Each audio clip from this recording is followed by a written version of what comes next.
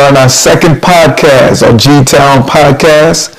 And today we got a few interesting topics. I'm Coach Phil Moyes, been with Gtown good 10, 12 years. And let me pass it down to the next coach. How everyone doing? It's Coach Alex, been with Gtown for over 10 plus years. Man, Coach Steve checking in. If they've been here 10 plus years, I've been here since the beginning, a long time. Right. So with that, today, we have a few topics that we want to take us through. We're going to talk through our I-270, which has been our pipeline for a lot of talent that's gone through our Gtown organization. We recently ended the season. We want to highlight a few of the players in the Bantams, juniors and seniors. Highlight a little, summary of how the season went and some of the players that are involved in that. So with that, we could start with the Bantam players. Actually, Steve, let's start with the seniors players and let us know how the senior season went. Your all-stars, etc. So we finished 19-1 and won the chip, but I honestly didn't plan on coaching this team this year. Coach Phil, you're hearing it for the first time. Henry and Aaron, two of the all-stars, have been since they were in fourth grade or fifth grade. They told me they wanted one last ride. They wanted to go for the chip, and I coached them in the beginning, and apparently I failed to deliver that chip. So they promised me they'd deliver the chip. Okay. And here we are. So sorry, Coach Phil. Thanks, Coach Phil. Well, no worries. I mean, I had them last year, and I remember starting the season. I'm like, Steve, giving you a championship. And he's like, I got it. I coached them already. I'm like, yeah, we ready. That team is ready to go. Tell us a little something about some of your better players on that team. So, top to bottom, the team was hands down the best team in the league. I mean, we were deeper, we were better, but our top 6, 7 kids, returning kids, Edison Floyd, probably the shiniest tool in the toolbox. Henry has been killing. I mean, those are 2 freshmen playing quality minutes. So Northwest competing for the championship game coming up. Connor Cup, can't talk more about his growth from where he started to where he finished. In our league, he took the defensive assignment every time, and I appreciate that in a league that was secondary. He didn't have to take the assignment, but he really wanted to lead. Aaron, contributing, continuing to shoot, being a hustle guy. P, he's been with us since the beginning of his basketball career. Down at Bullis, he's contributing on JV, and he had games where he led us in this league and big shots in this season as he done always.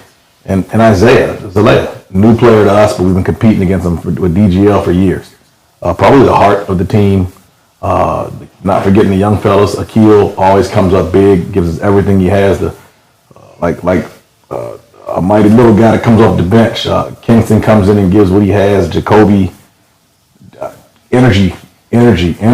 Nico, whenever he showed up, came in and got some rebounds and a bucket or 2. Owen came up big. I think I inserted Owen to the starting lineup. Maybe beginning of the year. Yeah, he came out and he did very well in the tryout, and I thought he was only a shooter. Did well. Caden's consistent growth, kind of Mr. Everything when he gets in the game, from a guard to a big, whatever he does to get in the game. Andrew and John, newer guys to us, could shoot pretty well. They came in and hustled and gave what they have. I think I got them all. Kingston. Oh, I thought I mentioned Kingston. Yeah, Kingston, I did mention Kingston, I thought. Yeah, I thought you mentioned Akil. Oh, well, I did Akil first. Kingston, he's the future. He really is. And I expect to see big things of him at Seneca next year, I think, where he's going. That's it. And we're going to get him going for the spring. But he really is the future. If they come back next year, I expect that group to lead the team. One more chip for one of you guys. So the beauty of Gtown and what we try to do is get kids exposure in multiple elements, multiple leagues. And the fortunate thing about starting with the seniors that we want to talk about is that Coach Alex actually had a lot of them as well. We talk about Perrin, Aaron, Henry, Connor, Edison towards the end, Akil at one point. Right. What do you want to say about your experience with them? Because it's almost like the last ride now that they're going into high school. It's a different, right. It's end of adolescence, you could say. Right. Well, first of all, congratulations again, Coach Steve, on that title. So yeah, with that, it was a great experience. Obviously coaching them. Some of them, I've coached for 5+ years. I watched them grow since third, fourth grade on to this year. So it was a great experience watching their growth, especially like Henry, from where he was at the beginning. He hustle was his thing. Hustling and rebounding was his thing, and watching his growth, being able to develop his offensive game, it was definitely a great highlight, and he's going to continue to improve that. Aaron, from where he was at, always was a shooter, so never shied away from shooting. And obviously Perrin continued to work on his game. Best shooter in the county. Best shooter in the county. Best shooter in the county. And we'll be one of the best shooters in the state. Always was, work on his game. He was not a great dribbler at first, but then became a good dribbler. Was able to, people thought he was just, like you guys said, just a shooter, but he can actually do more than that. He can shoot. He can shoot and he can penetrate. Has a lot of length now, Right. too. Yeah. And Connor, had a privilege of coaching him at least one season, but just watching his development, watching him play, I'm very, very impressed with his game and his growth. And he's going to continue to, get better and so forth. So I appreciate that. And, obviously, like Steve said, Eddie, he was already like a sharp tool. So, for him, it was not a lot. You could just tell him. Cheat code. Right. You could just tell him that, hey, this is what you need, and he's going to deliver. As soon as he got his confidence, like playing with us, he was definitely a great contributor to our team, and one of the best players on the team, if not, the best player on the team. So yeah, it was definitely a privilege coaching them kids. Yeah, it's pretty cool. Yeah. I think as Steve said, we have upcoming players. The beauty of the I-270 League is these are kids that have an opportunity to grow up and see kids that they will be playing as they grow up into the system, middle school, high school. And so we are privileged to have not only the Germantown, but some of the Damascus kids too. So Steve talked about Owen. We just talked about Nico. Good size in the middle. Owen's a good outside looking in, great shooter. I think potential to be a pretty good shooter down the road next year as well. Kingston has been a floor general for us. Jacoby, I think, is going to be very athletic, and he's going to grow. Defensively, he is a kid that likes to play defense and does anything that Coach Steve says, or myself, or Coach Bill. And so those are the players you definitely gravitate to. Caden, we were fortunate to coach his older brother, Connor, with Coach Derek, another one of our coaches. And now Caden's dad trusted us into having him develop, and we definitely see that growth. He's grown a lot. We definitely see a bright future on his behalf playing in Damascus. So definitely fantastic season. They represented the area well, 19-1, and that one really. They should have won that one. Lost in overtime. Wow. So, and the team celebrated on the court like they won a national championship. On that one. Yeah. I know they were wrong for that one. So, to that end, we're proud of you guys. Hopefully you're watching this and take heed that we see the growth. The journey's not over.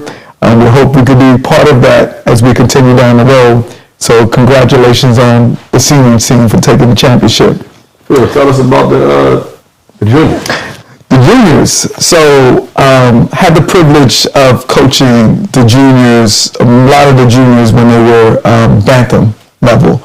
And two of their all-stars, Jordan Pessy and Deuce Virgil, or Terrence Deuce Virgil, have been their leaders since we were bantams to the juniors. We got a new kid this year that reminds me a lot of Henry. Okay. His name is Max Vanderpool. Very much a hustler, sacrifices for the team. He's a baseball player, which I think Henry is a swimmer or something else. Yeah, he's swimming. But that kid has a great promise, the same promise we saw when we saw Henry. They have younger players, a lot of players that haven't been introduced to basketball this year. And so for them to finish in the middle part of, I think they're 4th or 5th in the league, then Coach Bill did an excellent job with them. I think for them, they had to get accustomed to the pressure. Talking more about the All-Stars, the kid Deuce Virgil, I think he has Come a long way. he is an exceptional athlete. He's selfless. I think he wants to do good for the team. Coachable. He does whatever you want him to do. Very opportunistic. What we need to work with him on is for him to be locked down. He's that much of an athlete that he could be a lockdown defender if he wants to be. And for him to be consistent, we definitely see his dad already said that he wants him to play both football and basketball. He's a football star as well. But basketball, we really see great things for him. Jordan is a player that I feel like, a lot of talent. Tons of talent. His dad is also a coach in Gtown as well. But he's a shooter. For him, it's just developing and getting accustomed to the physicality. Smooth player as he goes around. He's another one that we want him to fixate on, working on his defense and being not just a scorer, but also doing other aspects of the game that allows your team to win. And so for everyone young that's looking into playing, it's not just scoring, right? And what we try to do in our organization is really try to develop all aspects and improve your IQ, at this level. But Steve, what you say about Max? So I actually probably was the second most involved coach with practice. Absolutely. For that team, because they practiced right before us. Yep. And half the time our group didn't practice. You nailed it. Super coachable. Yep. You likened it somewhat to Henry. Big difference, but it's that similarity. Yep. Max sacrificed a lot, and he wanted to get better. And a kid that wants to come to practice every single time. Yep. And wants to keep working. He takes instruction well. Yep. And to me, it was a pleasure coaching that kind of a kid. Yep. Selfless. I can just pretty much the word that comes up because he had to go in and check the big kid. Yep. He had to go in and check the guard. Yep. We still need Deuce and Jordan to get better at defense. Yep. Max, you just got to keep working. And his role changed every game. Absolutely. Absolutely. Probably the most unfair role. Yep. But he also got a lot of baskets as a result too. Yep. So with the extra opportunity came the extra work also, and he did both offense and defense as best he could. Yep. I wanted to acknowledge the kid Ben Rogers. He did work hard. He worked hard. A kid that hadn't played a lot of basketball, but great size. Again, these are great kids that are coming into the organization. So again, maybe we didn't win a championship yet with them, but again, any coach wants to take people that are willing to learn and grow. Because I always say the kid may not be the best now, may be the best later on down the road because of the demeanor. Yeah. Ben definitely exhibits that. Some of our younger guys that are coming up, whether it's Cam Gardner, up and coming guard, his brother's older brother has played with us in Gtown as well. Calvin Watson, his older brother, has played with us as well. Maxton Howard, a lot of potential, a good size for a 6th grader. Going to be looking for him to develop.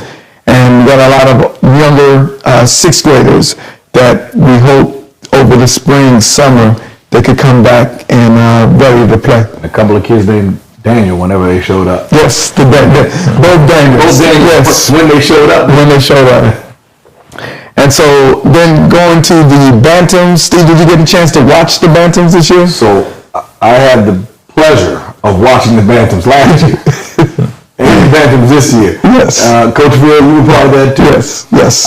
For what it's worth, Phil, you needed a dose of that. Yes. You always had teams that were going to win most of the game. True. Last year, I think, was a humbling experience. Yes. For you? Yes. And the team. Yep. But last year, they were all 3rd graders playing 5th grade. Yep. And a couple of 4th graders in there. Yep. They competed every game, going from blowouts in the beginning of the season to scrapping their way loss after loss, they kept coming back. Yep. So this year, y'all opened a can of whoop ass on several teams. Yep. And you lost some games still, Yep. too. They had a couple of really good teams out there, but you all were in every game, and you're still one of the younger teams. Yep. Great group of kids. Yep. Great group of supportive parents. Yes. And good work, Coach, because next year, no pressure, but it's on you to go catch Clarksburg.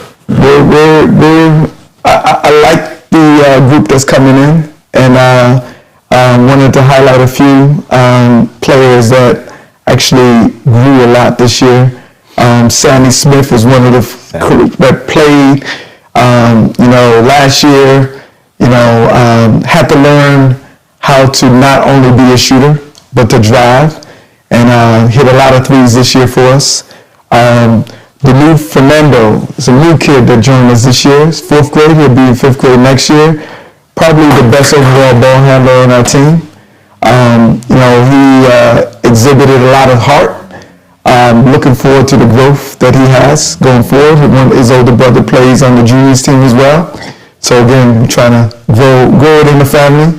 Mauricio Sandoval, his dad helped coach. His dad, Miguel. Yes, so he's another coach as well.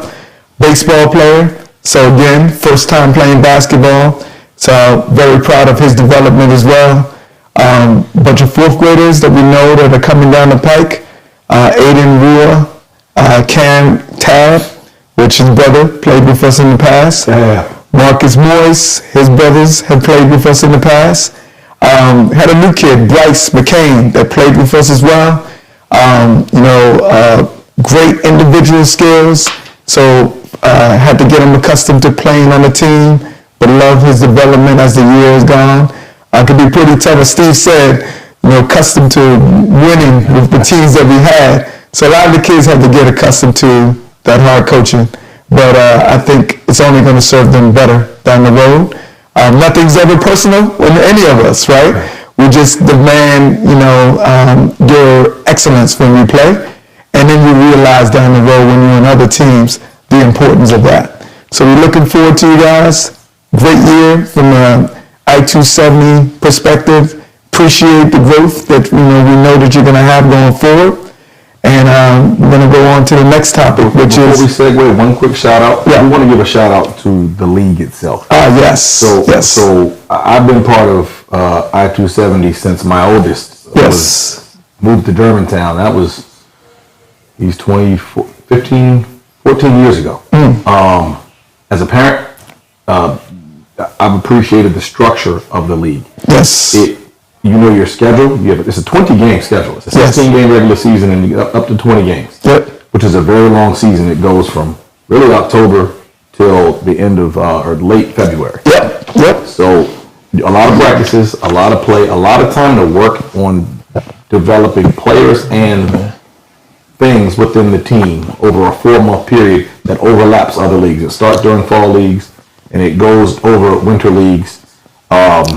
You can carry a bigger roster without some of the constraints. Also, it allows you to pit some of your players against some of their teammates on their other teams because it's really cluster-based, a school cluster-based. It is. It is a territory-based league. And a lot of the kids, I think, Phil, you mentioned it earlier, a lot of the kids that you're playing starting from 4th grade or 5th grade, you're going to play against in high school if you stay on that path of basketball. Absolutely. And I've seen it, and when we start talking about kids that are playing now, a lot of them came through the same league, and they're playing for their respective high schools, so they get a chance to play in a different environment. It might not be the same, and it doesn't carry the same, prestige, if you want to call it, as AAU, whatever that is. But it's better than developmental. It's super consistent. There are some weaker teams, there's some stronger teams, but there's a lot of lessons you can teach over 20 games and probably 60, 70 practices. So I've always appreciated that as a chance to develop some kids that I probably wouldn't get a chance to develop and work on things some of the better kids. So good shout out to the league. If you have not done 270 and you are in Montgomery County, I suggest you look into it as a great growing ground for your kid. Absolutely. And Mark does a fantastic job. Shout out to Mark. Yeah, Mark has, things are organized. I think what people appreciate is that things start on time, right? And the schedule is organized. As Steve mentioned, it's a ton of practice, so it's a commitment. And it allows camaraderie within the community. So when you come to the games, You know, in the era of AAU, charging $10, $15, $20 at the door. The games is $25. The games are free, right? And so for those families that want to have their whole family come to support, that's a league where you can see that, right? And we definitely appreciate that because I think the atmosphere is something that we don't always get. And all these kids are not going to be able to play in high school. And so to get that experience from the bantams to the juniors to the seniors, and then you see that progression that we've seen with kids that have joined from the beginning, it is rewarding as a coach and as a parent to see that. So definitely, great shout out to the I-270 League. So we are going to segue to the MoCo Championships.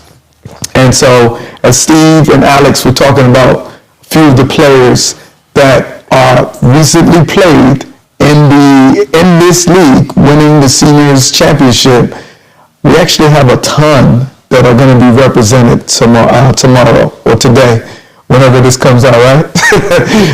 So it's going to be represented in the game on Wednesday, the Montgomery County Championship game. So to that end, Steve, if you could kick us off with the players that you've had a hand on or know about. And then Alex, I'd like for you to also touch on some of that as well.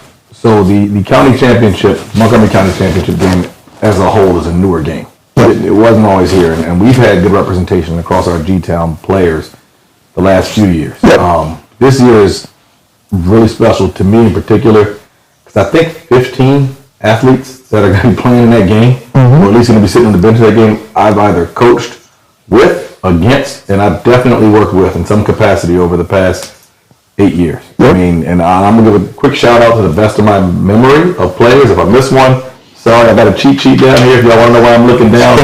I'm going to start with some of the older ones. Wells, been with us since, I'm not even going to go there right now. We had Wells, we had Landon Kelly, we had Cam, who would be represented. He is still a high school kid, but he's already off to Marshall College doing his thing. Congrats. Football. Aiden West, out to Michigan State doing his thing, football, but you know, I'm going to skip back to this game though, so I'm not going to go far off. You know, we got Taj. Taj down at Blake. Taj Martin. Yep. I'm going to give a shout out to Baba. Played against you for years, boy. We lost to you. We've beaten you. Pleasure to watch you grow. In the pandemic, we were outside shooting jump shots together. I mean, great to see your development. Number one 2027 player in the nation. We got Gio.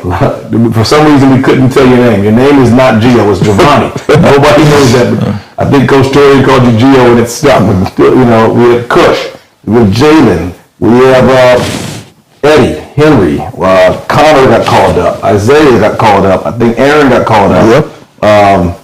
Johnston. Hey, TJ Lakers in the house. Hey, we played against you for years. I think you bumped us a couple of times. And I think Krishna plays on the team. Yeah. I think that's all of them. Kyle. How could I forget? Yeah. I mean, Kyle played with Gtown. He played in 270. Hey, we lost that championship game a couple of years ago. You get that championship game in a few minutes, man. You mentioned Eddie and Henry? I mentioned Eddie and Henry. Jalen. I got Jalen. Okay. Got him. Yeah. 15 players, man. That's a lot of players. Good representation in this game tomorrow. It is. So, Alex, tell us about the Blake players that you monitored, and then we can talk about Northwest afterwards. The players that I monitored? Yeah.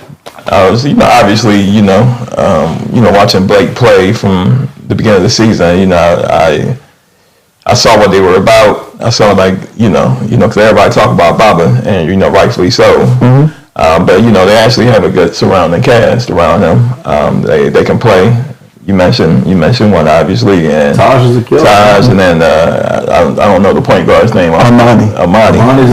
So he's quick. Yeah. Then they got a few shooters around him. Christian Bush. Yeah, he can shoot.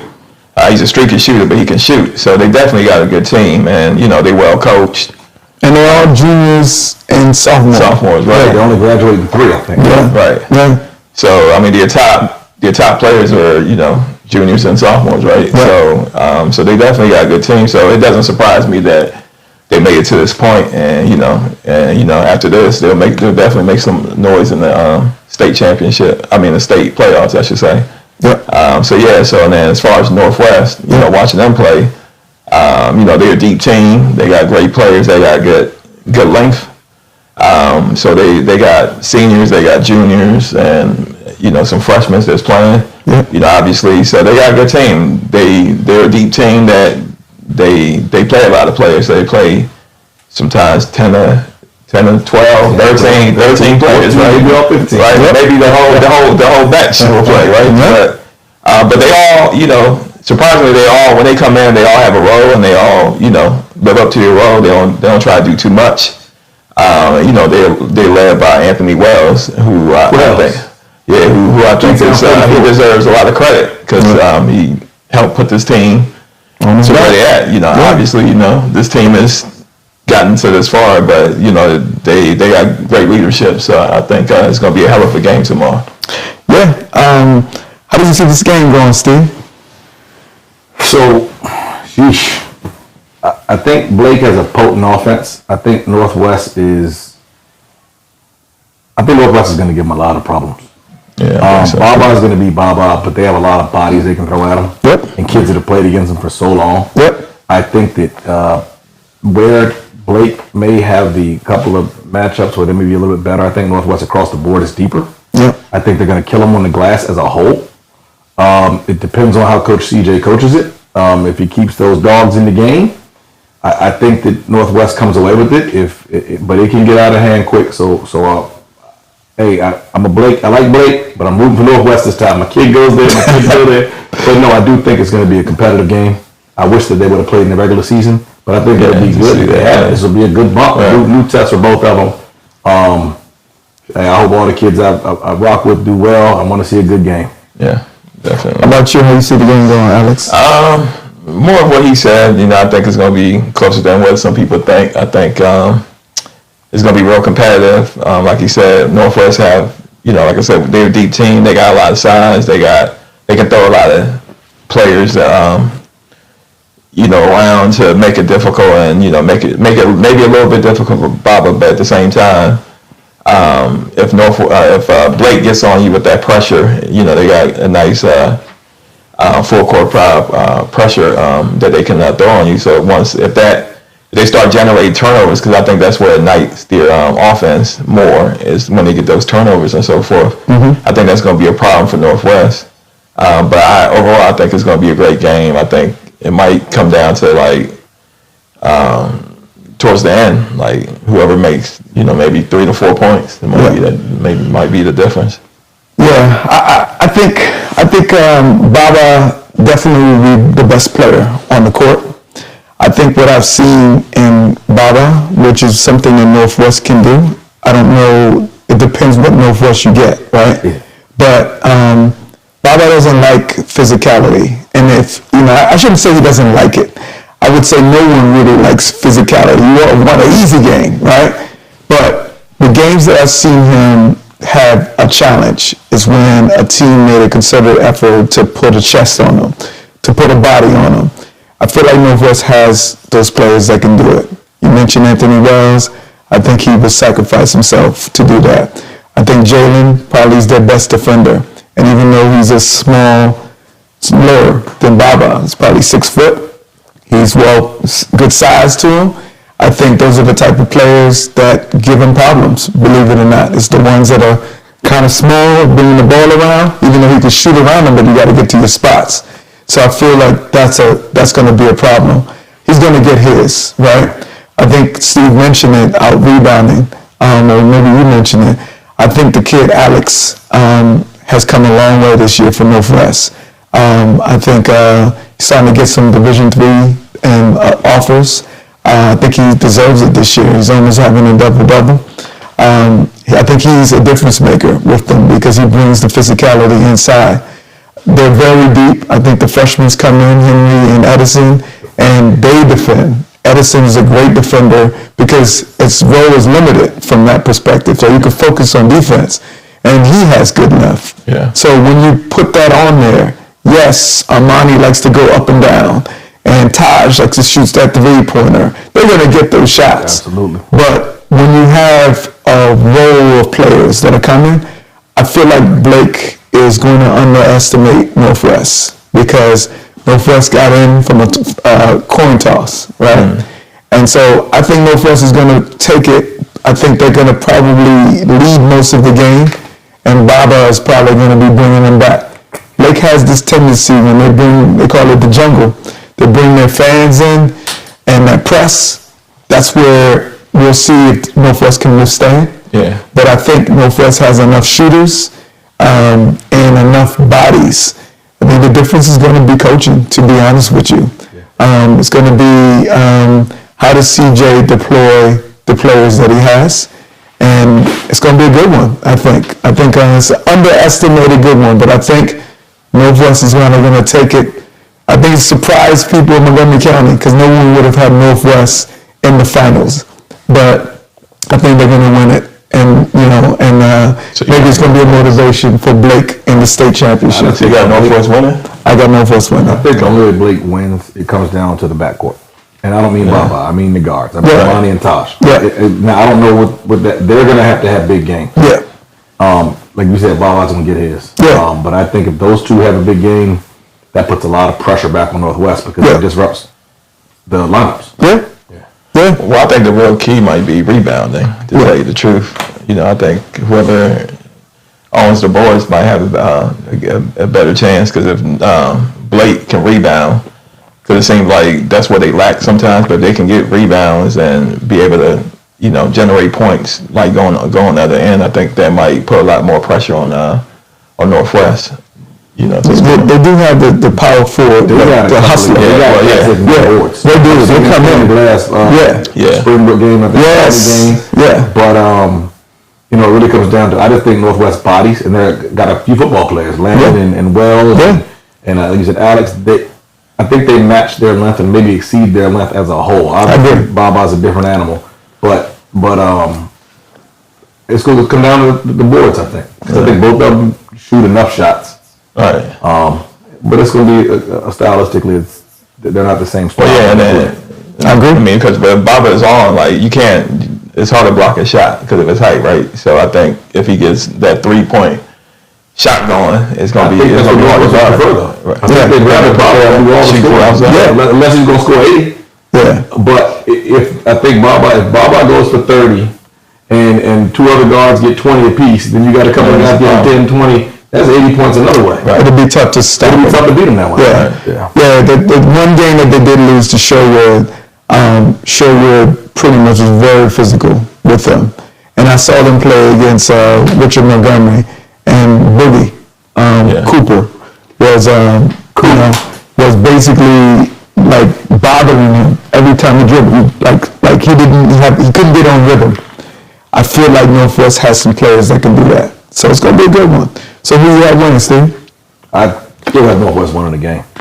Blake comes in overconfident. Yeah. Don't know what happens in the playoffs. But I do think Northwest takes the game tomorrow.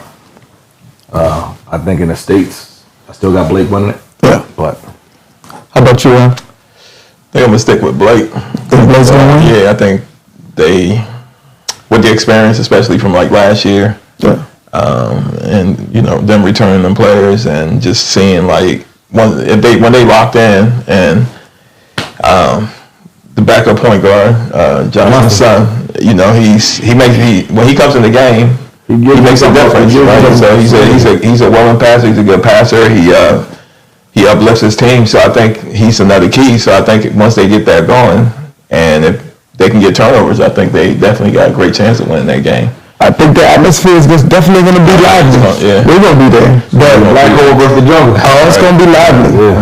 So I think you got two exceptional fan bases there. So, I'm there for the ride. I'm there to support the Gtown, Germantown players that are there. I want them to succeed. Yeah. And, I want them to win.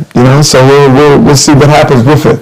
It'll be a momentous thing, like CJ leaving Seneca, going to Northwest and winning the county championship. That would be interesting. Shout out to Coach CJ. Shout out to Coach CJ. For sure. Good work. Yeah. So we'll take a quick break there. All right, the next thing that we on our agenda today is to really talk about the top players in the county.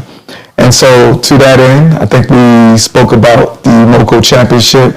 We know a few are on there, but I would be curious to hear if we were to create a pseudo first team and second team from the players that you've seen or the players that you're aware of.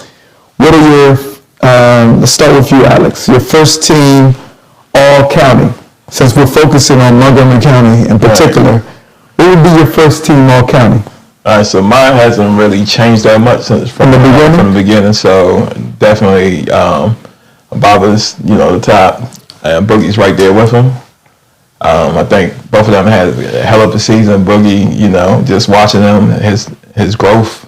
He was always a scorer, but just him taking it to Steve will tell you, him taking it to a whole different level, and that confidence he played with, and for him to improve on the defensive end and what he brings to that team. Because if he's not on that team, no disrespect to Rich Montgomery, but we don't know how many games they would have won without him. So he's definitely.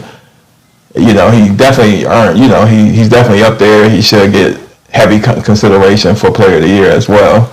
Baba, I'm not going to spend too much time talking about he's a top player. It's all the accolades. He got all the accolades, top player. So, it is what it is. And obviously, your son, Jason Moyes, who we all know, he's had a hell of a season. I'd be remiss to not point out, shout out to Boogie for scoring the youngest. Youngest called him out. 1,000 points. 1,000 points. That's a junior. So just going back to that. So congratulations to him.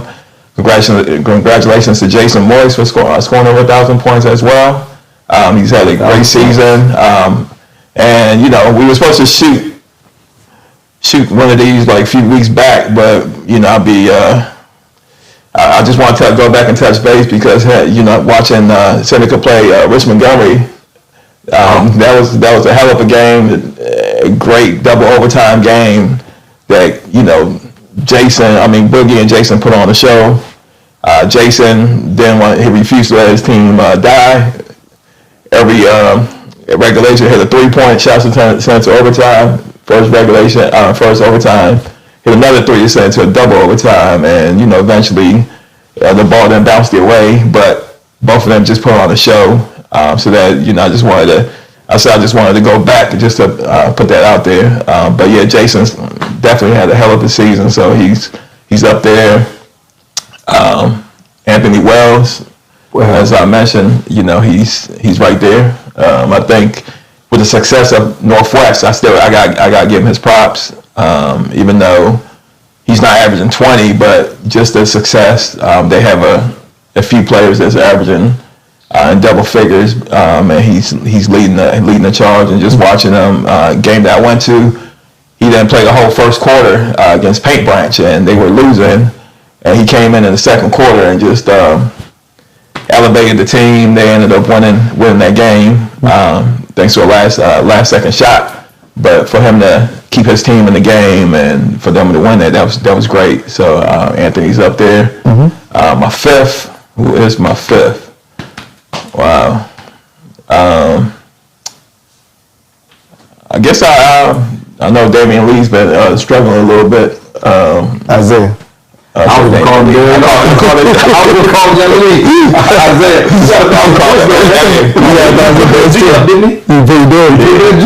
Yeah, calling him by his dad's name, but I know they had some changes, and he's gone downhill a little bit, but I think I'll still leave him in the top five. Top five, yeah. What about you, sir? Me? My top five, Baba is in there.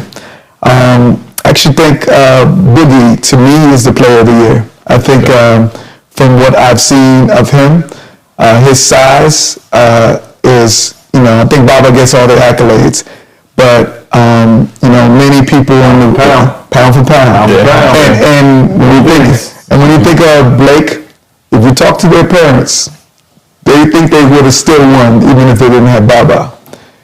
Richard Montgomery would not have won if they didn't have Boogie, right? They play with a confidence because he's there. And I don't know how he's doing it, to be honest with you. Like watching them play, it's just a constant energy that he's playing up and down, right? So to me, I got him as the player of the year. I got Jason Moyes. My son is Killer. To me, he's right there. Probably the most athletic guard in the county. Yeah. You know, I go to the games obviously, but I enjoy watching them play. You know, and so always think that he's going to do something in the game that I didn't anticipate. So I think, you know, not only the points, but guard is averaging 10 rebounds a game or close to it. That's kind of unheard of. So he's another one. Without him on the team, Sonny could probably wouldn't win a lot of games. You know, I'm not saying anything that's a secret. So I got to put him in there. There's a kid, Alex Xavier Saunders. He plays for Poolsville. I think he's averaging close to 20 or 21 points a game. I got to not see him in person. I've seen him over the years. He's a shooter type player, but he's also scored 1,000 points. And so that's a G. And so I think because his team has won the division, you know, he's been consistently scoring. Probably doesn't do as many of the other things. He is a point guard, but he's in Poolsville. You never would have heard of him. I got him in 4. And my 5th player is actually Jordan Gardner from Springbrook. When I watch Springbrook play, they got 12 seniors. That is ridiculous, right? But their starting lineup is 6 seniors. And I mean 5 seniors, but another person comes in.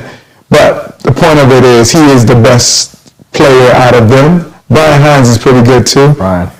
But I think Jordan is the glue for Springbrook. Yeah. He gets rebounds. He shoots the threes. He checks the biggest players.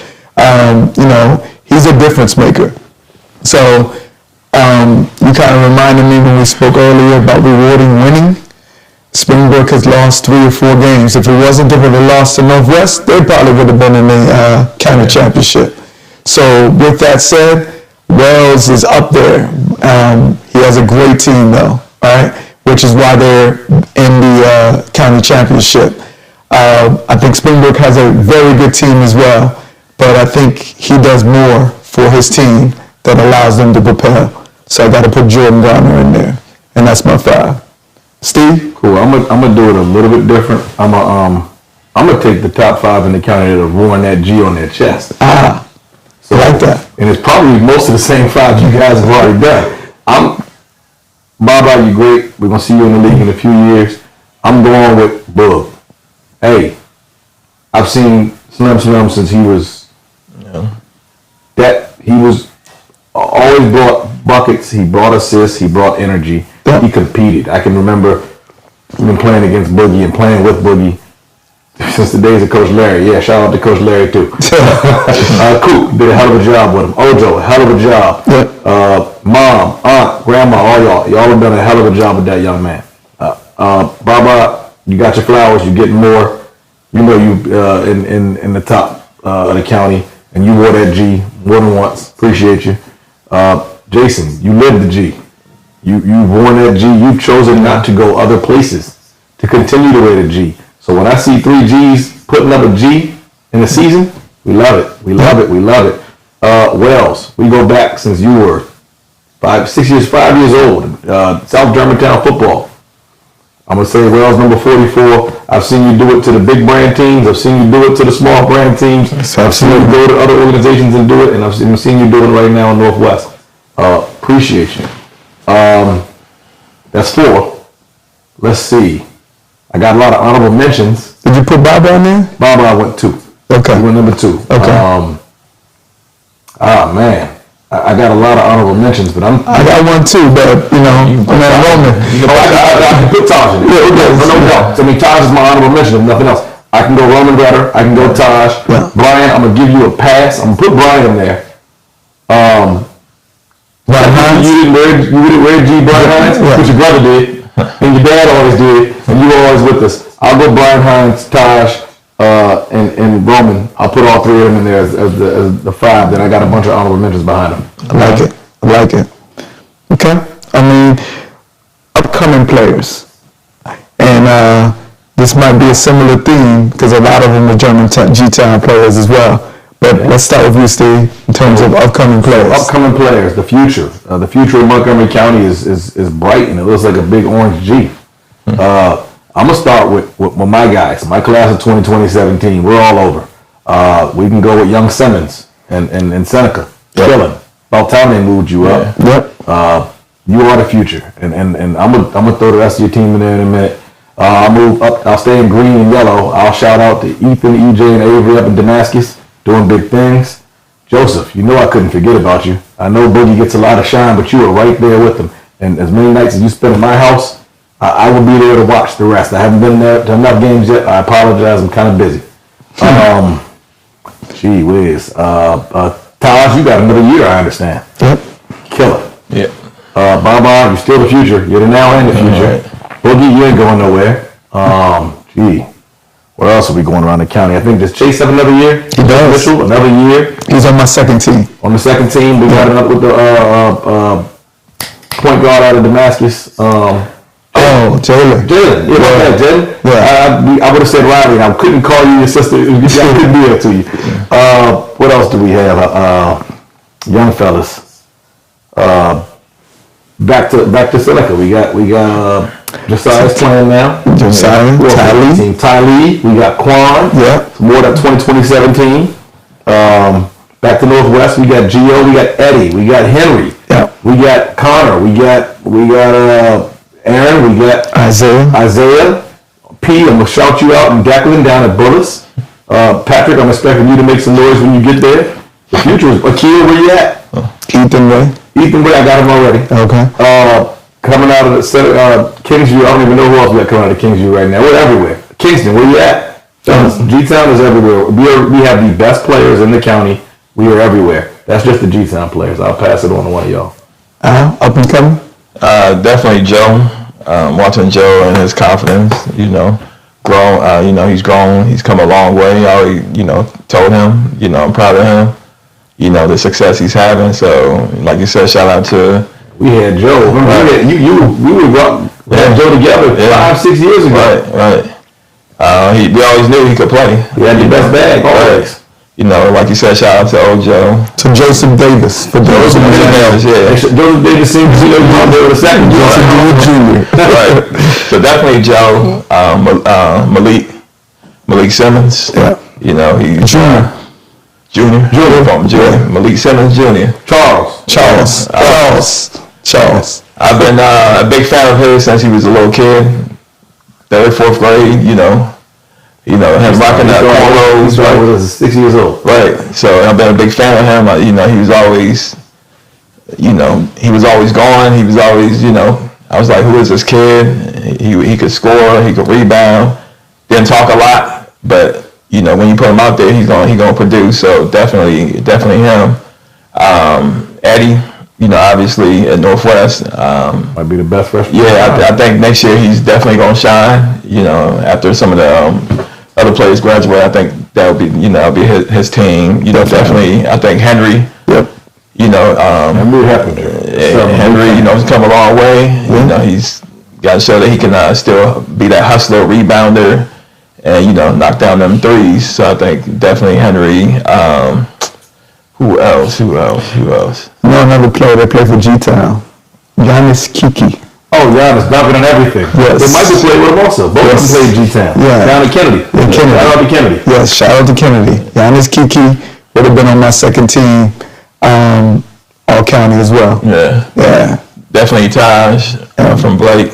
Up and coming or second team? I think he's both. He both. I would put him in the second team, but I think he's going to be a senior next year, so I think he's, he got a mid-range game as well, and he can shoot the three, and I think like next year being a senior year, he's a great build. Right. He has solid build, always has good size, and always was a penetrating. Looks already. So I think got a couple of D1 offers already. Yeah, I think so. I don't know that kid's name from Rockville that I talked about. Oh, the white kid. The white kid. I think he's going to be a good player, great size. Yeah. And also, Blair has a great wing. I don't know his name. I apologize, but I think he's going to be a good player too. Yeah. So Can't forget Elijah from Paint Branch. He was hurt all season. Okay. But he's a guard. He was killing in JV last year. He's definitely up and coming. Okay. I was gonna say Malachi Delaware for Seneca. He's gonna be a problem. There's a point guard that plays for Gators, Watkins Mill, that played I-270. He's gonna be a problem. He's gonna be a problem. Watkins Mill is already starting as a freshman, playing solid basketball. We talked about Ethan Ray, Amani Folks, who's on Blake. I think he's a solid point guard, if not one of the best in the county now. He still has another year. We talked about the Rockville forward. Same players that we talked about, Joseph, Eddie, Henry. So I don't want to be biased and redundant with them. But, for some of the players that on the Damascus team that are up and coming, I think they got a solid group of guys that are going to be pretty decent next year. So I think we covered a lot of the up and coming, but the future is pretty bright. And it's interesting that when you start thinking of it and you start watching it, there are a lot of them played with us, Right. Magruder has a couple. That point guard, drawing a blank on his name. Plays for Redland. Plays for Redland in 270. Yeah. Lefty. Yeah. He started as a freshman, I believe. He had a decent good year. He did. He'd be a problem. Steve will be good with Steve, the tall. I think Wooten has a couple of kids that are young that are on that team. Wooten. Darnell. I think Darnell was with him. Chase Mitchell's still there. I can't forget my Whitakers. I tell y'all to listen. Hey, fellas, I expect y'all to be hooping. I think Chase played as a freshman. He played varsity. Yeah. He scored 42 this year. Right, he dropped 42 again? And dropped 42 again. He's 17. He's not up and coming, so he already proved. He's not. But he's up and coming to be potential player of the year. I'll give you that. Yeah, definitely. So we'll drop to the next thing. I think we covered the top players in the county. I think the county has a lot of players. If you haven't had a chance to go and watch, there are a lot of up and coming. And so this goes back to what we talked about in the beginning with the I-270. A lot of those players, a kid, 22, to shoot a max for Walter Johnson. Deadly shooter, freshman. He gave Seneca the business when he played. Didn't start, but when he came in, he hit 2 or 3 threes. So solid player and a great demeanor, a high IQ player for Walter Johnson. And I think Churchill has a few players as well. Yep. Players that have probably played on one of your collaborative teams. Absolutely. So now let's jump into state playoffs. And now we're going to focus on predominantly Montgomery County teams. But I know we talked about 2 there in the county championship. Blake has a high likelihood of getting. Steve already predicted that they should win. I've been in the States. So, and they're 3A. So I think that's, but I actually have some other teams that I think are going to be teams to look out for in the States. But Alex, Steve, other than Blake, what are your thoughts? I want to see what Springbrook, what Northwest, and what Richard Montgomery we see. I think Richard Montgomery is a highlight every game because of that backcourt. Yeah. I think that guards can take you anywhere in a tournament. Period. At any level of basketball, except the NBA, and that's just different. That doesn't count. A backcourt, boogie no pressure, can take you all the way to the promised land. We already talked a lot about Northwest. I think they have the type of team that can go real deep. Comes down to what they do. Springbrook, a team that plays with a lot of pace. And shooting threes. They shoot a lot of triples. The last couple of games I've seen of them wasn't their best, but I think that they have the potential to go far. Those are the ones that come top of mind. How about you, Alex? So definitely, Blake, obviously Northwest. Like Steve said, they're a deep team. They got all the tools to have success in the playoffs. Springbrook, with their senior leadership, and they they got decent size. They're not too deep. Yep. Or they don't play a lot of players, but it all comes down to like you guys said, if they don't fall in love with the three too much, and try to get some easy looks, and let your defense dictate the offense and get like a lot of easy shots, then they'll be all right. So they're a good team that can go deep into the playoffs. Who else? Richard Montgomery, like you said, I mean their backcourt speaks for itself, but I don't know if they have enough surrounding cast to make a deep run like they did last year. Who else in the county? But definitely, I mean that's who I see right now. Those 4 teams. So I think my team to look out for is a team that was in the state championship game last year, Whitman. I think they are the team that lost the coin flip to Northwest, so it could have been them. And I think that's going to spawn them to, sometimes you just need an accelerator. Motivation. And honestly, I believe if Northwest wins the county, I don't think they're going to do well in the state. That's just my opinion. Okay. Right? I think sometimes when you achieve something, you feel like you've already done it. Got it. Right? And I predict that they're going to win. So that leaves a chip on the shoulder for Blake, which is in line with what Steve was talking about. I would have said Sherwood would beat him, but the way that Blake dominated Sherwood in the last game, I got to say that Blake is a favorite in the 3A. I think they probably would play, I'm not sure if Largo is 2A, but, Blake with a player like Baba can be a difference maker because, it's not going to be too big for him. Right. In the 4A, I mentioned Whitman, but I believe Springbrook, Richard Montgomery was there already. Yeah. So I really favor the teams that the moment is not too big for them. Right. And so that is the biggest challenge when you get into the playoffs, making the moment too big for you. Right. So going to be curious to see how that goes. But I definitely think Whitman is going to be a team to beat in the 4A. Because we talked about how deep Northwest is, how deep Springbrook is. Yeah. Whitman is deep too, right? Sherwood. I don't mind. Sherwood, they're a well-coached team. Very well coached. Sherwood, and they're very deep. With the Sherwood, to me, I think how I saw Blake dominate them in the last game, and Sherwood's the only team to beat Blake. Sherwood beat them. Yeah, and they beat them handily. Yep. And they did it with the physicality. But, again, when you play a team 3 times, and that's going to happen, in order to lead the region, that's going to be a much watch. That's going to be almost like a pseudo state championship.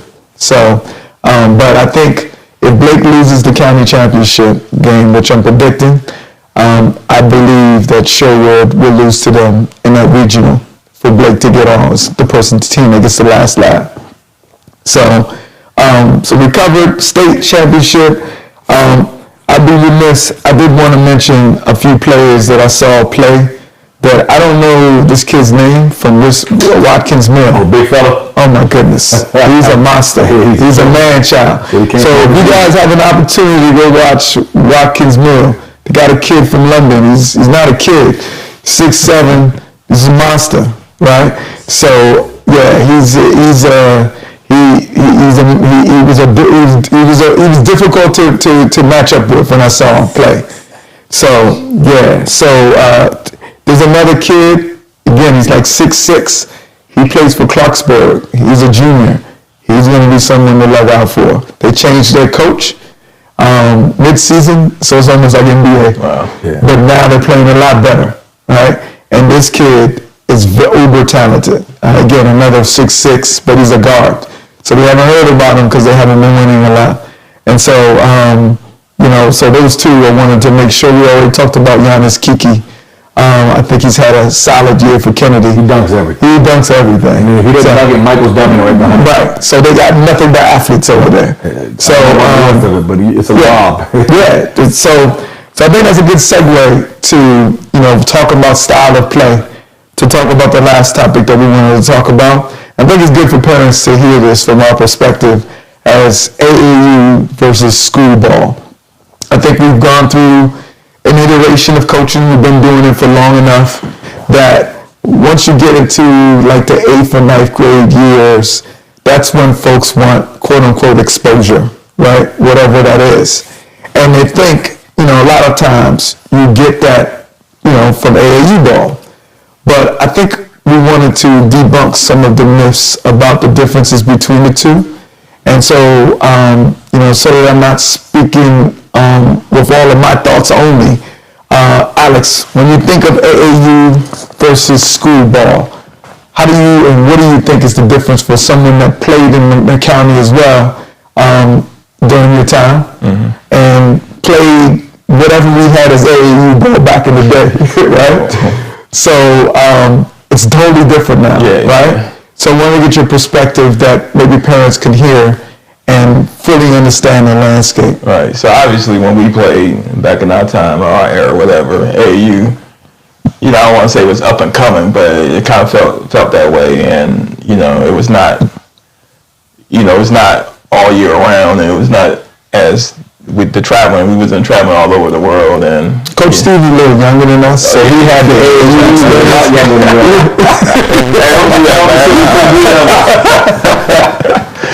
So it's Coach Steve. What you talking about, right? No, but it was not, and it was not a money grab like it is now. And I think, then we were in it to get better. Not saying that kids were not in it to get better, but I think it was more structure, and maybe had more better coaches and so forth. But the structure was definitely important, and for us to transition to high school basketball, it was suddenly it was not it's not as difficult. And I think a lot of parents, and that's the other thing, I think parents were not too heavily involved with the in it, like dictating whether the kids should be playing and so forth, who should be playing, who should be starting, and having a say. Because I think when we were growing up, sometimes our parents didn't even play, right? We just met up and did our thing. Hence why the parents now, right? They're our age that are overcompensating for what we didn't have. Right. Yeah, that too. But I think now the difference with the game now, like high school, definitely it's more structure. It's more structure to it from the AAU aspects of it, and the coach. If you're on the team and you're not playing well, or you're not a great player or a good player, chances are you're not going to play. So if the coach want to go 6 deep, 7 deep, that's what he's going to do. Watching some of the games and watching some of the players that we know. And seeing them come up or know about them and seeing some of their struggles, you can tell like the coaching is totally different from AAU versus high school basketball, right? It's more focused to it, and you gotta know what's going on. If you don't, you might be sitting on the bench, and your parent's not gonna be able to bail you out, right? They're not gonna be able to bail you out, and that's it's part of the different. AAU, people use it as a tool to, because everybody think their kids should be in the NBA or get a D1 scholarship. Right? Your kid's not the next Jordan, the next LeBron. Come on, man! I just met you doing LeBron last night at tryout. And that's So everybody think their kids should be in the NBA or get D1 scholarships, so they're heavily involved. They spend a lot of money. And I think now kids are doing a lot of training, and sometimes training overtakes like them actually, playing, because playing is very important. Like you got to play to know, to see the different scenarios. Because the training, you only can do a certain amount of training. That's if you're Anthony Edwards, but you got to play. That's why these NBA players, they play during the off season. They like somebody said, they play harder in the off season than they play in the NBA or in the All-Star game or whatever. But I just think that the evolution of the game, how it is, and the structure of it, I think AAU had a lot to do with it, and the way the game is going. I think when you're in high school, I think most coaches they still respect the post game, right? So they try to try to have players post, in some cases, players they're not opposed because that's not what you do on the AAU because it's a spread offense. Unless if you got an outstanding big man, then that coach might want to utilize that big man down low. But other than that, everybody's on the perimeter. Everybody think they're the man. And, you know, they should have the ball in their hand. Nobody's playing defense. That's the big thing when it comes to AAU in high school. You got to play defense or you're not going to get on the court. But I'm going to digress and let Steve chime in real quick. Okay. Yeah. Because this could be all day. Well, it is a never-ending conversation. Right. Mm-hmm. My thoughts and my experiences on it are they've changed over the years. Mm-hmm. So I'll take it back to when it was Silver Spring Blue Devils. It was Langley Park. You said Langley Park. Wow. But you gotta understand, there was I can name the two clubs that was within 10, 15. I think Wheaton may have had a team. I don't know. It was a couple of clubs. Yeah. And as a result, you had to be. You better cut, but I think a cut is the best thing that can happen to a kid. Yeah. I don't think that happens now. No. So yes, cuts happen. Yeah. But the problem is, I'm trying out for 19 different teams. Right. I get cut from this one, I'll go play for that one. Right. And then the culture of my son's not playing, right. I'm gonna go take him to this team because he'll be a star. Good point. I think it's a lot of options. I do think it's good because you all said something. Play. You gotta play. Right. But at the same time, finding a good coach, good luck. They're not at there. Most of these coaches are garbage, and I'm not talking about the ones that are good coaches. You know who you are, but a lot of coaches just don't develop. They might be in it to coach their own kid.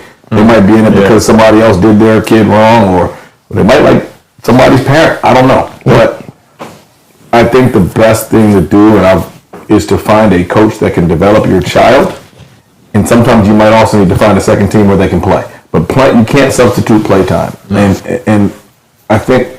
Back in the day, and a lot of times still in some of the more urban areas, people are outside playing still. Yeah, good point. Yeah. One of the things that I see, at least in this area and a lot of the areas that are, I'll say the more affluent areas, there are still some hoopers. Don't get it twisted. Some kids that just want to be in the gym rat. Yeah. But a lot of kids are only playing when they're coached, and that is a detriment, I think. Yep. You can become a robot that way. You have to know how to play on your own. You guys, how do you know what you can and can't do if a coach never gives you a chance? And yes, you can blame that coach. I see coaches get blamed for that all the time. Because they're trying to win a game. Right. You got to go out and play some pickup, play some free ball, go in a rec, go do something, and just play. Learn what you can and can't do. Practice. Yes, you can go to training. Everybody goes to training. It's a trainer on every block. Not all these trainers are good or the right trainer for you, but nothing substitutes playing and free play and competing. Yep. Because we get kids that are so skilled that suck at competition. Yeah. And cry when they don't get their way. Yeah. And honestly, I'm not going to play them. Yeah. Some people will see that, and then I see a coach swoop in, oh man, come play on my team, I'll play. And the culture's bad. Yeah. Now high school, it's a mixed bag what you're going to get in public school. Yep. Private school might be a little different. But in public school, some of these coaches are just there for that $5,000 check. That supplements their income. They might not know much, but if you go to a competing high school, chances are the game is played a little faster, a little more organized. AAU is a lot of isolation, jacking threes, but you got to also be malleable. You have to be able to change. You can't only fit one system. You can't be a one-trick pony. Yep. And that's if you do play the AAU route, use it as a tool to help you get better at certain things. And the only other thing I'll say with that is there's AAU, and there's AAU, and then there's AAU. Mm-hmm. But everybody says AAU. Some of it's just CYO, which is cool. Some of it's I-270. We just talked about that. Right. That's cool. Then there's legit AAU and every other competing league. Then there are the real circuits. Right. There's the Under Armour, there's the Puma, there's the Nike, there's the EYBL. Yeah. If you're that good to be able to know you're sponsored, or you'll know you're that good, they're coming to find you. You might go to a tryout and make it, but they'll probably come and invite you. Those teams are sponsored. Most people don't get to that tier, and you're either paying somebody else's bill if you do, or you're an invited guest. Right. But you got to find the right level of competition for you, where you can get on the floor. And if you're doing the same thing this season that you did 2 seasons ago, you're probably in the wrong place. Yeah. If you can only shoot threes in the corner, you got to learn how to dribble. You got to learn how to D up. And that's because when you get to high school, you want to get on the floor. Right. And to do that, if you're going to do the AAU circuit, and high school. Find the right mix that allows you to learn, and also find out who your coach is going to be next year if you're going to be at school. What are they looking for? Yep. And how they run. Go watch them coach the year before. See what kind of system they run. Best thing you can do is understand what they're looking for and be available to try to fit in wherever you can fit in, unless you're going to be that star. You'll know that ahead of time. Feel what you got. We got a few items, bullet pointed items. A lot of what you guys talked about. I think there's levels to everything, right? There's levels to AAU. You know, I think a lot of parents, when you're talking about AAU, sometimes they want to play with a Team Durant, right? And we've had kids in our program that go to play the Durant, but you may not be playing, right? As Steve mentioned, you may be the one that is paying someone else's someone else's fee to come in, right? You may be playing on a team like you know, or what have you, right? Because of the name, but in actuality, you're not really practicing, right? And so a lot of it is just, you just show up. A lot of them with Team Durant, we all had a great team. Yeah. We all got tiers of teams. We're talking Team Durant because we respect you guys. We play you guys a lot, and you know we always want to find that way to get the athletes that you guys get, right? But to that end, it could be takeover. It could be we all want. It could be the big branded team. I think the idea of it as a parent is you got to be honest with the level of play for your kid. Right. And you got to be honest with how your kid is going to develop. We see now in AAU, it could just be really, it's just travel basketball in a lot of instances, where it's starting in second and third grade and you got a mob of parents that think their kid is the meal ticket to get them to wherever they're going, right? And you see less and less participation as they grow older, right? I think the main thing to me is you got to be honest with the skill level of your kid, and really you got to put them in an opportunity where they can develop. Right. It's not the coach's fault or whatever. Really be open to constructive feedback.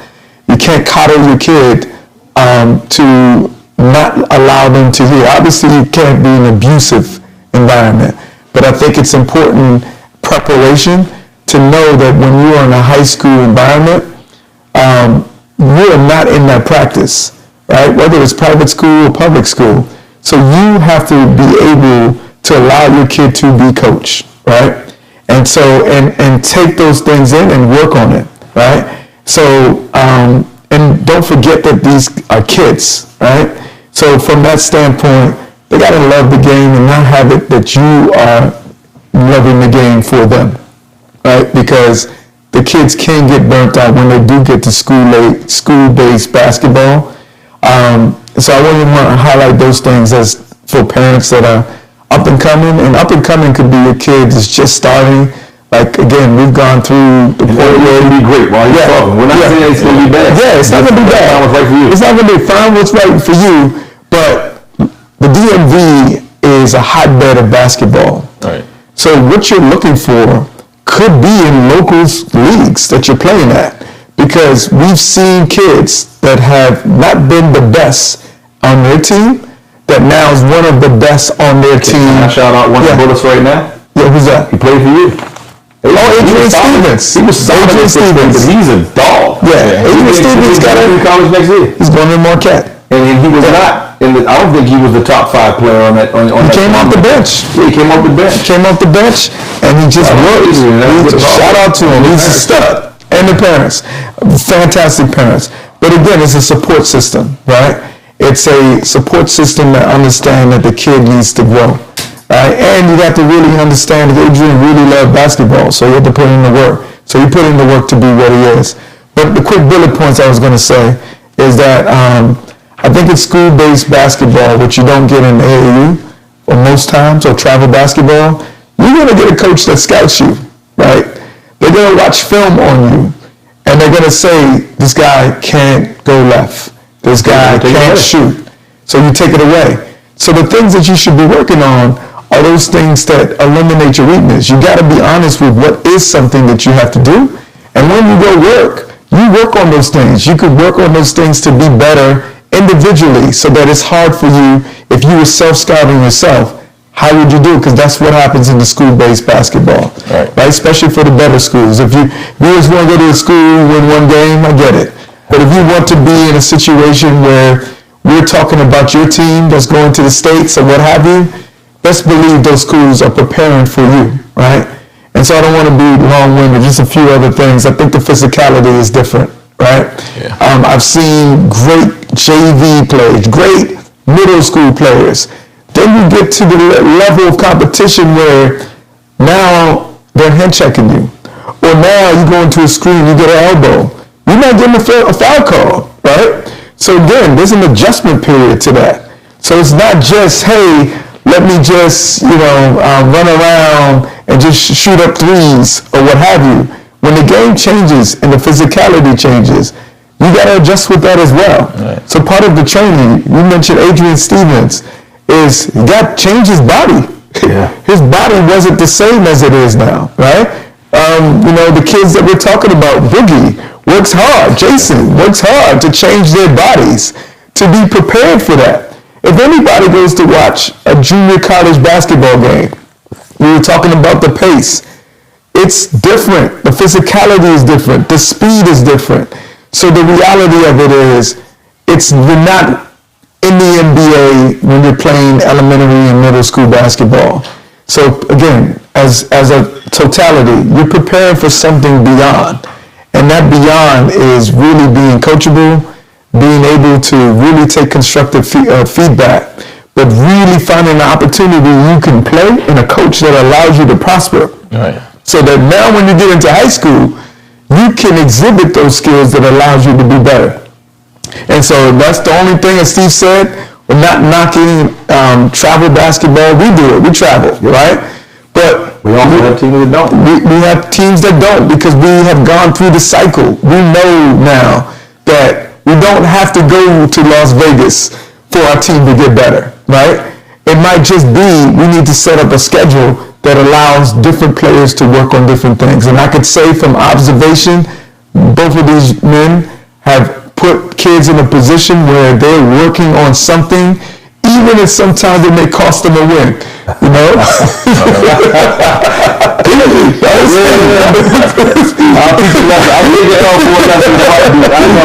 know. So to that end, I just want parents to hear that, right? Because when you have someone that cares about the growth of your kid, you better run, right? And run to that person and maximize those years, because later on you're gonna feel, you're gonna look back and regret that you didn't take advantage of that time that you had, that coach that actually cared for your kid, that they actually devoted some time or gave them constructive feedback. So that's what I would say. Anything else you I was guys? gonna add that, I think sometimes kids and, with the help of their parents, they're quick to run. Like Steve says, it's a lot of teams, right? So if they're not starting on their team, or feel like they're getting enough playing time, the easiest thing to do is to No, it means nothing. I mean, honestly, I shouldn't say it means nothing. Right. That's the point. But kids that don't start today, are they still learning and getting better? Right. And are they getting a chance to grow? Right. Yeah. So they run into another team, and I think the difference between like when we were growing up and so forth, obviously we didn't have a whole lot of options, but at the same time, we knew like in order to play, to get on a court or to start, you have to work on you. Obviously, you have to work. It's a competition thing, and I think sometimes we forget competition is what it is, and I think we miss out on that. So kids are quick to run to another team, but you have to work on your craft. Somebody's better than you. Say, hey, I'm gonna guard this guy. I'm gonna do something different on the court. I think a lot of kids, especially AAU, no one's really hustling like that, right? Because everybody's trying to score. Everybody's staying on the 3-point line. They don't get back on defense. But in high school, you try to get on the court, you got to hustle. You got to do something different. I always tell kids, like, hey, everybody can score, right? What are you doing differently? Are you separating yourself on the defensive end? Are you rebounding? Are you hustling? Are you diving on the floor? I mean, everybody now can score. Like, it's a different game. Like, everybody can score. The court is wide open. You got to do something to separate yourself, and I think some kids don't do that. And that's why, if the coach is looking on the bench in the high school game, like, hey, who else can I put in the game? And they say, oh, this guy's not going to do anything different. But if you're separating yourself, if coach need a rebound, oh, there go Jordan right there. I need him to give me some boards or something, right? And then that's when you make your name for yourself. And I think we're not doing, kids are not doing that. And then parents are helping them cop out by, I'm not satisfied on this team, instead of letting them work. And I think Jamal Crawford said, I'm gonna leave my kid on that team until I got a good coach. As long as he's a good coach, you got to grow. You got to get better. I'm not giving you the easy way out of go and jump on another team and go and spend an extra $300 to $600 on another team. Right? 600. It might be more than that, right? 1,200. Yeah. So yes, that's the point that I wanted to add to that. Anything you want to add before we wrap up, Steve? So my only thing is to add to that point, philosophy. So whether it's AAU, whether it's high school, whether it's recreation, coach philosophy and team philosophy means something. Because Coach Phil, I think he kind of took a shot at me because he's seen me sacrificing dinner too, trying to teach a lesson to some hard-headed kids. But you got to understand, what is the philosophy of the coach for that season? Or because some coaches, I'll call myself out, I will sacrifice a season to teach a point. Right. Not a point in that to be simple, but a point in that I know these young men or young women need to do X, Y, Z, and I got to put them in situations where how do you learn to play under pressure if you're never there? If you're always up 20, or always down 20, it's kind of hard to prepare for, game-in situations. But just know the philosophy of that coach, know what you're trying to get or they're trying to do for your player, and I would hold them accountable. Hey, this coach said that this season he's going to put my kid in the spot where he's working on catching and shooting. If you don't ever see your kid catching and shooting, I would have a conversation. It doesn't mean go beat the coach up or go at him. That might not work out real well. But it does mean, Coach, I thought we were going to work on this. Feel free to ask. Ask in the right way. Ask at the right time. Yeah. Because you may have the perfect coach who's working on something that's not what you want to work on, and that could be a misalignment. Right. Also, you could have a coach that only cares about winning, or a coach that's paid to win, a high school coach. Yeah. They get fired based on performance. Yep. Their job is to win a game, so they might not care about what your kid is doing. Right. And it's not saying that they're a bad coach. It might not mean the right coach for the right time, but you just got to ask that question. And if I was doing it all over again with my younger kids, I would want to find a league where I can get my kids on the floor, where I have a coach that's going to be working on just making them a better basketball player. I don't even care what they're getting better at that age. Yeah. As they get older, specializing is real hard. We do it too young, I think, right now. And that's it. What I got. So I would actually give both of you guys props because, yes, I might have made a comment about that, but in retrospect, I respect that, right? Because I think nobody remembers the championships that you won in elementary school, right? And so to that end, I do respect that you're making a lesson out of something. I'm always wanting to win, but I think what you remember as a player or a parent is the lesson that you learned from it. Yeah. If you are learning a lesson from it, then I believe that is what you want out of an experience with a coach. So I have to give you props for that because I think y'all can't lose tomorrow. Like Todd, you can't lose tomorrow. Mama, you can't lose tomorrow. Eddie, you can't lose tomorrow. Y'all can lose. Yeah, I mean, y'all had experience. Because I think a lot of the times when we have been coaching, we solicit things from each other to see what can we incorporate that maybe the team is lacking. And it might be a perspective that is different. It might be, hey, we need to get this person learn how to post. Hey, it may not be that we're scoring every time. The coach is. Yeah, exactly. Or it might be that we need to change a philosophy because we've seen something in a game that you've been tunnel vision, but it's important to hear the different perspectives. Yeah. And that's not just the game, it is a player. There's been many times that we've had a conversation where we say we think this player needs to play on this team because he's never going to get the reps for it. We've had to dismantle teams because we knew that they were not going to grow anymore, right? So to that end, I think it's a journey, right? And I think Alex, you just said patience is what parents need to have, and understanding that, this is not going to be the end of it, right, from what you see today, right? And you said something, Steve, the conversation with the coach. if you really want to be involved with understanding, if you have a coach that is willing to listen to what does your kid need to work on, right? I think that's invaluable, right?